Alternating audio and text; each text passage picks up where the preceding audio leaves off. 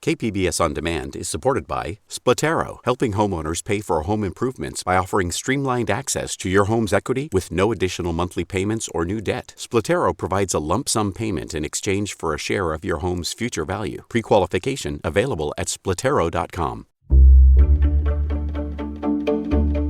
Good morning. I'm Annika Colbert.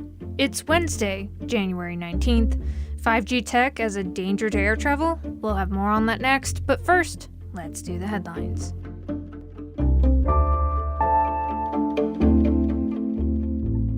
The Biden administration recently announced a $50 billion plan to more than double the use of controlled fires and logging to reduce vegetation that feeds wildfires. The plan is to significantly increase efforts to prevent the kinds of catastrophic wildfires that have torched the western U.S. over recent years.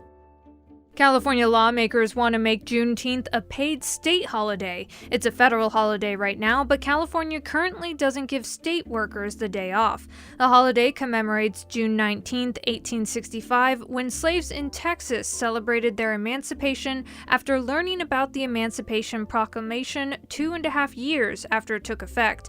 Los Angeles Assemblyman Reggie Jones Sawyer introduced the proposal. The reason we want to keep reminding people about Juneteenth is because justice is delayed.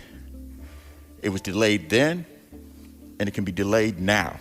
Under his bill, June 19th would be an official state holiday for public schools, community colleges, and California State University campuses, and it would allow paid time off to all state employees.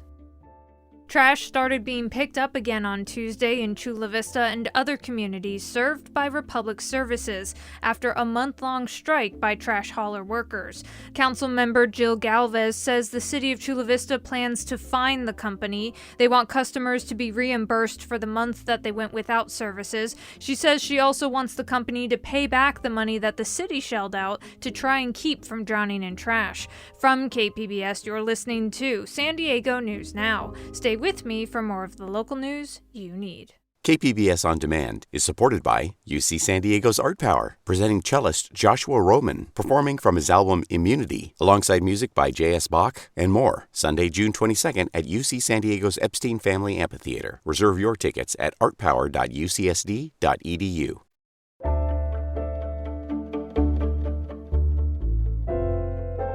On Tuesday, telecom giants AT&T and Verizon agreed to limit their rollout of 5G cellular service in response to concerns that it could be a danger to air travel in San Diego and the U.S.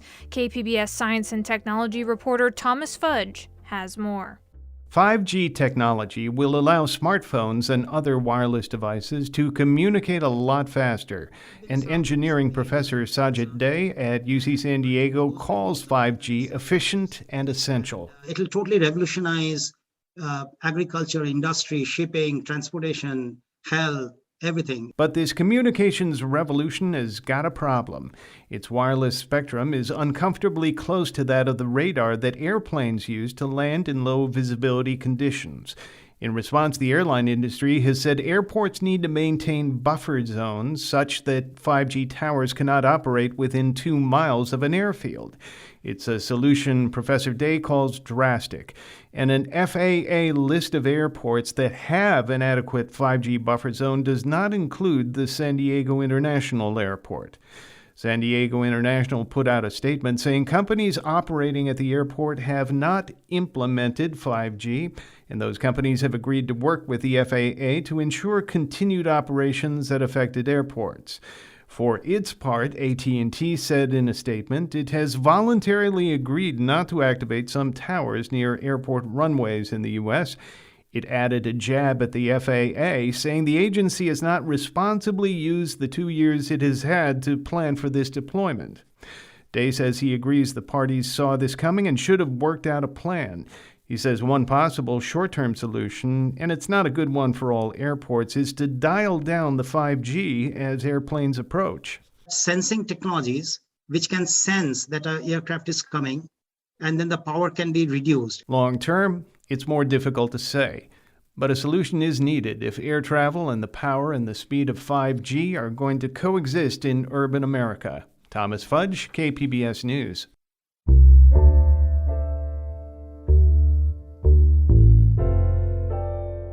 Tijuana photojournalist Margarito Martinez was murdered outside his home on Monday morning. He was among more than 145 journalists who have been killed in Mexico since 2000. KPBS border reporter Gustavo Solis tells us who Martinez was and what our region lost on Monday. I met Margarito Martinez in 2019 while working on a story about fixers in Tijuana. Fixers are the unsung heroes of cross-border journalism. They work behind the scenes to make sure other reporters from bigger publications get their story. Martinez was among the best in the business and had a knack for being the first at the murder scene. Freelance journalist Jorge Nieto remembers one middle-of-the-night phone call from Martinez. Hey, compañero, hey, partner, ¿estás despierto? Wake up, there is a gunshot close to your house. Former Union Tribune reporter Sandra Dibble has covered Tijuana for decades. She says without Martinez's work, a lot of the murders would have gone unreported. And so somebody like Margarito was like an essential person to document these scenes. And I think to have someone go out there, did sort of keep the eyes of the world on an important issue for Tijuana that otherwise would be easy to overlook. News of Martinez's murder rocked Tijuana's journalism community. Colleagues set up a GoFundMe page to help his widow and 16-year-old daughter. Gustavo Solis, KPBS News. Last week, the San Diego County Board of Supervisors voted unanimously to take the first step toward allowing micro-enterprise home kitchens in the county. KPBS Speak City Heights reporter Jacob Ayer says the law could officially open up more home kitchens by late February, but in the meantime, some local home kitchen owners have already been shut down. Just south of the 94 freeway in San Diego's Emerald Hills neighborhood is where Rosalind Johnson lives. Originally from St. Louis, Missouri, Johnson loves to cook soul food staples from her hometown. During the early days of the pandemic, she decided to share her passion with the community after she got laid off from her job. She opened Clara's Kitchen from her home and even helped serve seniors during the COVID-19 pandemic. That was until she got a cease and desist letter from the County of San Diego just less than a year ago. I did some research actually, and I found out that it was okay for you to do it, I thought. I got my business license, I got my food certification, got my seller's permit. I thought that I was ready to go. And to find out I wasn't. In Paradise Hills, there's a slightly different story for Delilah Davis and her SoCal Cafe delivery business. She's been cooking and selling food from her home for 7 years to a select few trusted customers with minimal online advertising. That's because it's still illegal to run a micro-enterprise home kitchen, also known as a MECO, in San Diego County, even though the state allowed for their introduction in 2018. So in further research of finding out that Riverside County had actually approved it and they had several businesses operating successfully under the bill, I was ready literally to sell my house this year. I was going to sell my home and find another home in Riverside County, just so I could go up there and be part of that. Davis and Johnson both want MECOs to be held to the same health and safety standards as traditional restaurants and food trucks, but acknowledge there may be some challenges at the beginning. They both say that home enterprise kitchens have a lot more benefits than drawbacks, particularly in disadvantaged communities. That's because of the lower startup costs. So this is like the perfect opportunity for me to be able to go into business, generate cash flow in order to establish a business. The second ordinance reading to allow the micro-enterprise home kitchens in San Diego County will come during the board's land use meeting on January 26th.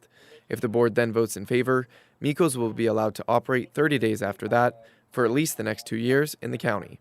Jacob Ayer, KPBS News.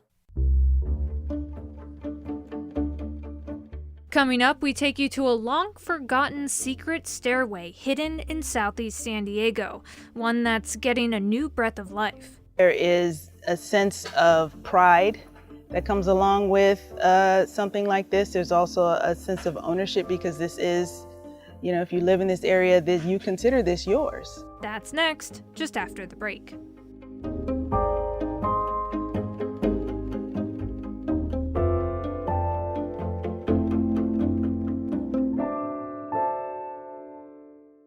KPBS On Demand is supported by UC San Diego's Art Power, presenting cellist Joshua Roman, performing from his album Immunity, alongside music by J.S. Bach and more. Sunday, June 22nd at UC San Diego's Epstein Family Amphitheater. Reserve your tickets at artpower.ucsd.edu.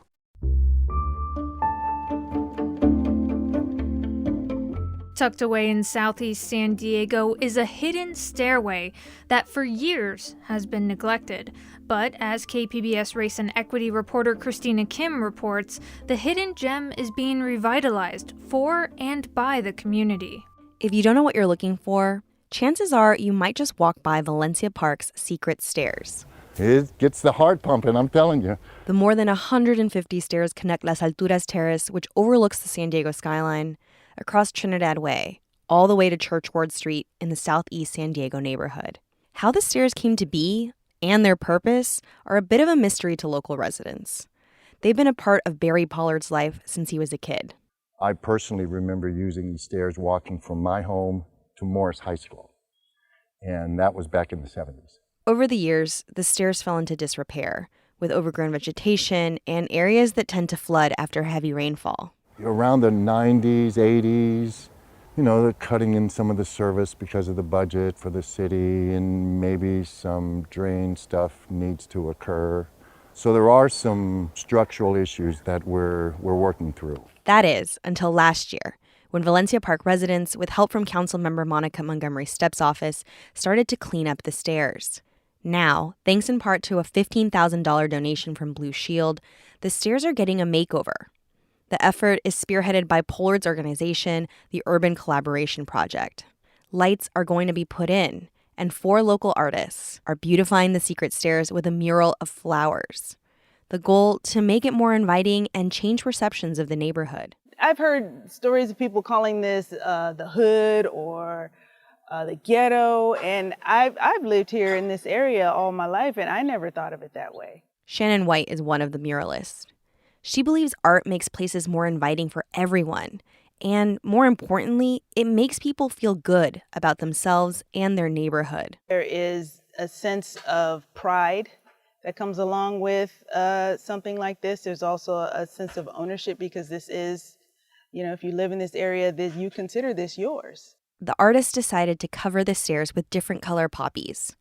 Because while no one is 100% sure why these stairs were built, the native California flowers are an homage to a local story that says a developer created them so his wife could go collect wildflowers. I wasn't aware of that story to begin with, and so when I learned about that, it kind of made it a little bit more special. Isabel Garcia is another muralist working on the project. We wanted to include something that actually is important to the area itself. The Valencia Park neighborhood, like so much of San Diego, is gentrifying at a rapid pace. Home prices here rose nearly 25% last year and are expected to continue rising, according to Zillow. That's not lost on Garcia, who has witnessed many of the changes firsthand. As a local artist, she says she's very intentional about how her work intersects with these forces. For me to be involved in this and using my art in that way, it's for the people that live here, and I want them to be able to feel, included and know that this is for them. So far, the response from neighbors has been overwhelmingly positive, says Cherise Villaseñor, another one of the artists. It brightens people's faces up. So what I've seen from here is even seeing the people passing by, seeing that any color is going to be brought into that area really does brighten people's faces to know that some type of change is coming. Abner Soto Rodriguez, who lives right next door to the steps, says he's already seeing the positive change. I think it's very much more inviting. Yeah, it's nice to see people walk up and down. And that's exactly what the Secret Stairs makeover was intended to do. Invite people in the community to use this public space, exercise, and take pride in Valencia Park. And that was reporting from KPBS Race and Equity reporter Christina Kim.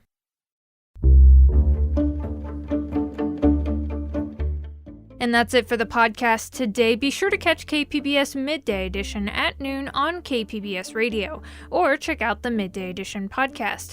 You can also watch KPBS Evening Edition at 5 o'clock on KPBS Television. And as always, you can find more San Diego news online at kpbs.org. I'm Annika Colbert. Thanks for listening, and have a great day.